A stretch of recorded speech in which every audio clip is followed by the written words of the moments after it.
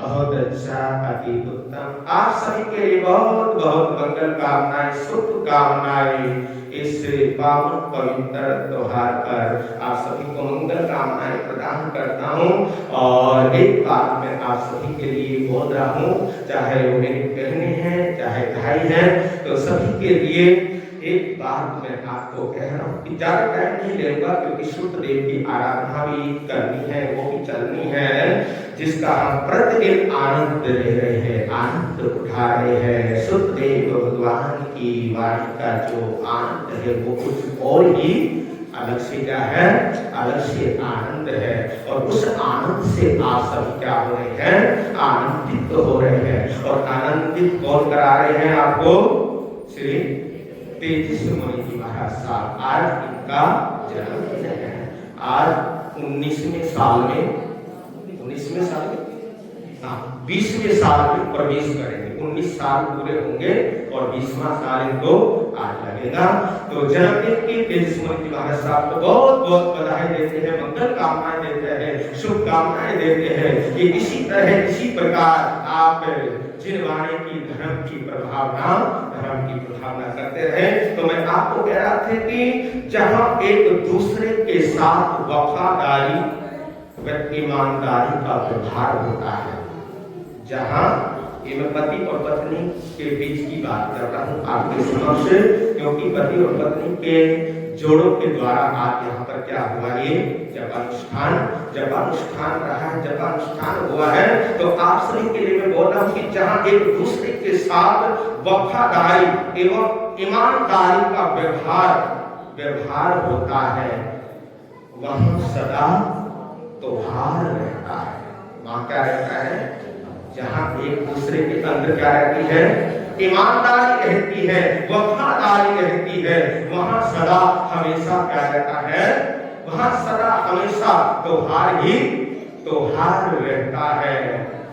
तो ये मैं बहनों के लिए बोल रहा हूँ कि एक पत्नी सोचे कि जिस शख्स की वजह से मेरे माता पिता की चिंता मिटी है, होती है, माता पिताओं को चिंता होती है कि मेरी बेटी के हाथ क्या हो जाए, मेरी बेटी के हाथ पीले हो जाए। तो ये चिंतन करे, ये मनन करे एक पत्नी कि जिस शख्स की वजह से मेरे माता पिता की चिंता मिटी, मैं भी उसकी सभी चिंताओं को मिटाने की वजह बनूं। क्या बनूं? मैं भी उसकी सभी चिंताओं को खत्म करने की वजह बनूं। और पति का भी धर्म है, जहां पर पत्नी का धर्म है वहां पर पति का भी क्या है, पति का भी धर्म है, पति के भी कुछ कर्तव्य है। जहां पर पत्नी के कर्तव्य होते हैं वहां पर पति के भी कर्तव्य होते हैं। तो पति सोचे जिसने अपना घर बार छोड़कर,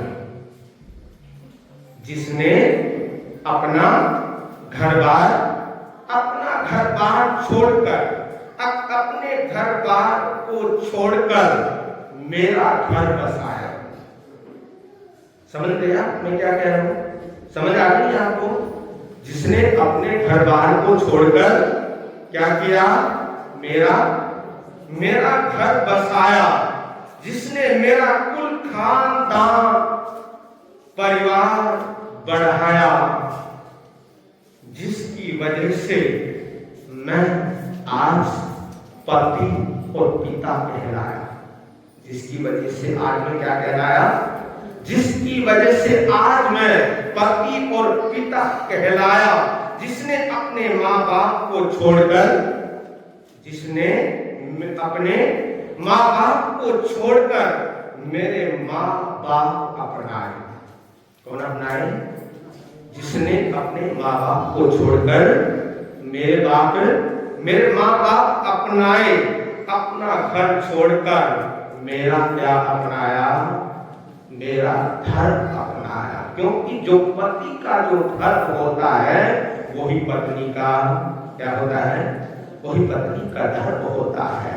तो ऐसा चिंतन मन के अंदर आए कि जिसने अपना घर बार छोड़कर, अपने माता पिता को छोड़कर, जिसने मेरे माता पिता को अपनाया है, मेरे घर को अपनाया है, मेरे धर्म को अपनाया है, और जिस घर में पत्नी अपने पति को भगवान या देवता समझती हो, क्या समझती हो? जो पत्नी अपने पति को क्या समझती हो? हैं?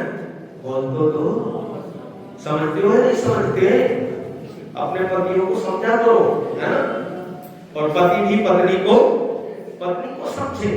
और जब दोनों आपस में जब समझ जाते हैं तो वहां पर कोई विवाद नहीं होगा, वहां पर कोई झगड़ा, वहां पर कोई लड़ाई, वहां पर कोई मनमुटाव नहीं होता।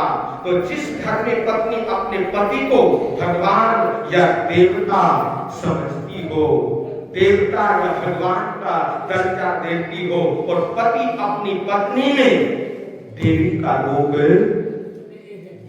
रूप देखता हो, तो बोलो फिर उस घर के अंदर कभी कलह होगा?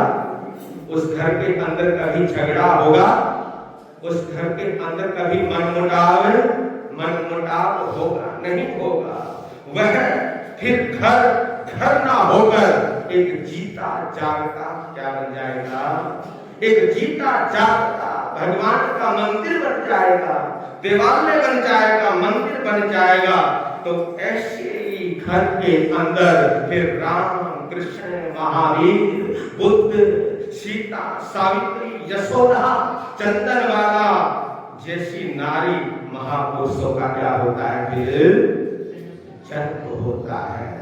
तो आज के दिन हम ये संकल्प ले, एक पति और पत्नी ये संकल्प ले कि हम आपस में क्या रखेंगे? प्रेम प्यार रखेंगे, आपस में सामंजस्य बनाकर रखेंगे। जब ये भाव अंदर आते हैं, जब ये भावना अंदर आती है, तो फिर वहां पर कोई कलेश नहीं होता। वो आंगन मंदिर होता है, और मंदिर के अंदर ही तो भगवान का क्या होता है? भगवान का निवास होता है। और जिस आंगन में कोई कलह नहीं, कोई झगड़ा नहीं, उसी आंगन में तो लक्ष्मी का क्या होता है? लक्ष्मी का वास होता है, लक्ष्मी का निवास होता है। तो आप सभी को इस मंच से मैं आप सभी को शुभकामनाएं देता हूँ, मंगल कामनाएं देता हूँ कि आपके जीवन के अंदर हमेशा सुख, शांति, आनंद बना रहे। और देव गुरु धर्म के प्रति हमारी जो आस्था है, हमारी जो श्रद्धा है, हमारी जो भक्ति है, और देव गुरु धर्म के प्रति जो हमारा विश्वास है, वो श्रद्धा, वो आस्था, वो भक्ति हमारे अंदर क्या रहे? बनी रहे। इन्हीं मंगल कामनाओं के साथ सभी को बहुत शुभकामनाएं, मंगल कामनाएं। अब आप श्रद्धा के साथ क्या करेंगे? सूर्यदेव की आराधना करें।